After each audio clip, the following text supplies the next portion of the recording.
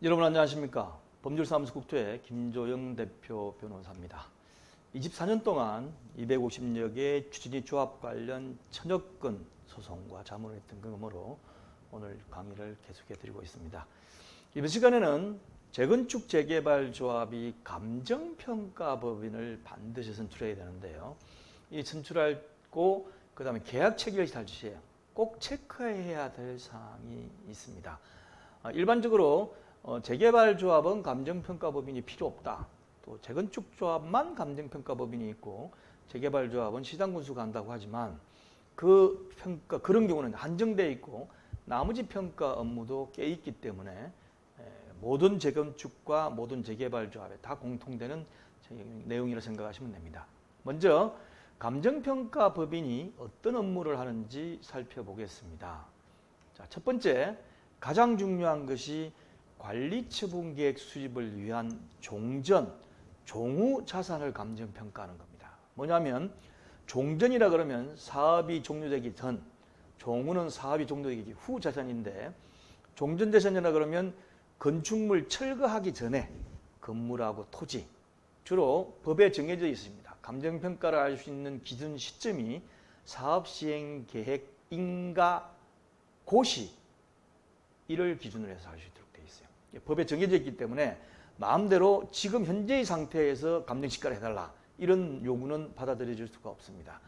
그래서 법에 의해 가지고 종전자산에 대해서는 관리 사업시행계획 인가 고시를 기준으로 감정평가하도록 되어 있고 종후는 이제 신축하는 아파트나 상가에 대한 감정평가예요. 그래서 이거는 관리처분계획에 굉장히 중요하고 또 조합원의 분담금과 직결되어 있기 때문에 이것은 굉장히 중요한 업무입니다. 그 다음에 이제 사업시행계획 수립을 위한 정비기반시설 감정평가라든지 아니면 법인세 과표 산정을 위해서 출자자산 감정평가라든지 그리고 뭐 재건축 초과이익, 재건축 같은 경우에 부담금을 예정하기 위해서 한다든지 그 다음에 추진위 단계에서는 조합 설립 동의에 추정 분담금을 산정 이런 것들이 있고 나머지 기타 여러 가지 감정평가 업무들이 있습니다.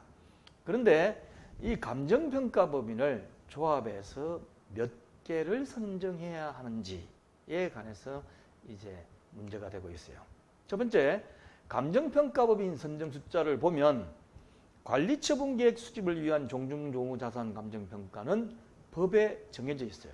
2인 이상이 평가를 해서 감정사 두 명을 얘기하는 겁니다. 2인이라는 것은 감정평가법인 2군데 이상에서 평가를 해서 산술평균을 하라고 되어 있는데 이제 감정평가 비용이 부담이 되기 때문에 2인만 하죠. 물론 3인 하면 더 좋고 4인 하면 더 공정성이 있겠지만 비용을 무시할 수 없기 때문에 보통 2인을 합니다. 그런데 재개발 사업하고 주거환경 개선 사업의 경우는 2인 모두 시장군수가 선정하고 계약을 체결하도록 되어 있어요. 단 재건축은 1인만 시장군수가 선정하고 1인은 조합이 선정하는 겁니다. 그래서 법률상으로 보면 재건축 조합도 감정평가법인 한 군데만 선정하면 돼요. 그런데 예전의 경우에 재건축은 2군데를 다 조합이 선정하도록 되어 있기 때문에 그 관행상 지금도 재건축 조합에서 감정평가법인을 2인을 선정해서 대신 평가보고서는 하나만 있으면 되니까 공동으로 수행하고 1인 용역비를 주는 경우도 많이 있습니다. 그래서 우리 조합에서 왜 2군데를 선정했냐? 뭐 이래도 나중에 계약서 보면 이거는 한 개가 할 업무에 대해서는 한 개 값만 받겠다 하는 경우도 있기 때문에 그렇게 선정한다는 것을 이해를 하시면 되겠습니다. 그 다음에 이제 기타 평가 업무는 법에 정해지지 않고 1인이 평가를 할 수 있는 경우가 많이 있어요. 어떤 경우는 그 계약서에 이거를 감정평가를 하겠다고 했지만 실제 나중에 그 시기가 돼가지고 조합에서 업무를 하다 보니까 이거 감정평가가 필요 없더라. 안 해도 된다. 이럴 수도 있는 업무들도 있습니다. 왜냐하면 감정평가 업무 계약서 내용에 포함되어 있는 그 평가 업무가 각각 다르기 때문에 그러는 겁니다. 자, 그러면 이제 보수는 그럼 어떻게 지급을 하느냐. 보통 경쟁입찰을 하면 경쟁입찰을 하는 데 대해서 막 저가로 들어오려고 그러고 막 이런 경향이 있기 때문에 감정평가법인도 뭔가 금액이 있어야 될 텐데 조합에서 선정할 때 보니까 금액이 없더라. 이렇게 돼 있어요. 그거는 감정평가 그 수수료를 경쟁으로 하게 되면 평가 업무 결과에 영향을 줄까봐 국토부에서 감정평가업자의 보수에 관한 기준 이래 가지고 공고를 해놨어요. 그래서 이 기준상의 보수액을 따라 주는데 문제는 이 감정평가의 보수에 관한 기준이 시기가 지나면서 조금씩 개정이 됩니다. 개정이 돼요. 그래서 조합 설립 단계에서 감정평가업자를 선정했는데 한 10년 걸렸다. 그럼 그 사이에 개정이 될 수도 있기 때문에 실제 발주할 때의 보수 기준에 따르는 것이 타당합니다. 그죠? 실제 평가 업무는 3년 뒤에 하고 5년 뒤에 하는데 최초 계약 시에 그 기준을 가지고 적용해서 줄 수는 없잖아요. 그래서 최초 계약 시가 아닌 오르면 오르는 대로 내리면 내리는 대로 해당 평가 업무 발주 시의 보수 기준에 따르는 것이 타당하다고 보여집니다. 자, 그러면 이제 계약서 문구를 체크해야 되는데 여러 조항이 있겠지만 그렇게 길지는 않습니다. 감정평가 업무 법인의 그 계약서는 체크해야 될 두 가지 사항이 있어요. 첫째, 조합에서 1인을 선정하지 않고 만약에 2인을 선정해서 1인한테 뭐 한 개의 평가 업무를 받을 생각으로 2인을 선정했을 경우는 해당 평가 업무가 1인의 감정평가만으로 수행이 가능할 경우에는 2인이 공동으로 한 개의 감정평가 업무를 수행한다라고 못을 박아 놓는 게 낫습니다. 그렇지 않으면 한 개만 1인이 감정평가만 할 수 뭐 업무가 수행이 되는데 두 사람한테 계획했으니까 두 사람이 각각 해가지고 각각 돈을 달라 그럴 수가 있어요.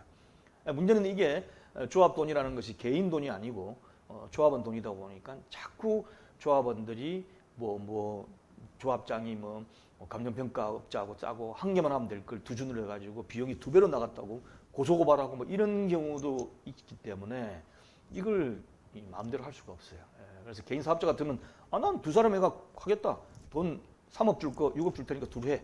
이러면 되는데 이게 조합 업무가 그게 아니기 때문에 해당 평가 업무가 1인의 감정평가 업무도 수행하기 가능할 경우에는 2인이 공동으로 한 개의 감정평가 업무를 수행한다라는 문구를 반드시 체크를 하거나 삽입을 하시기 바랍니다.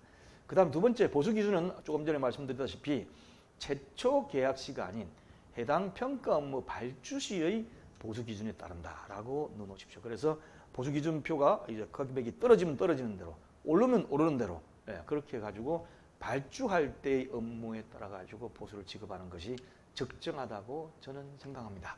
자, 이 강의는 R119 취조증 KR에 들어오면 다른 강의와 함께 제 4강좌에 있으니까 많이 참조해 주시기 바랍니다. 감사합니다.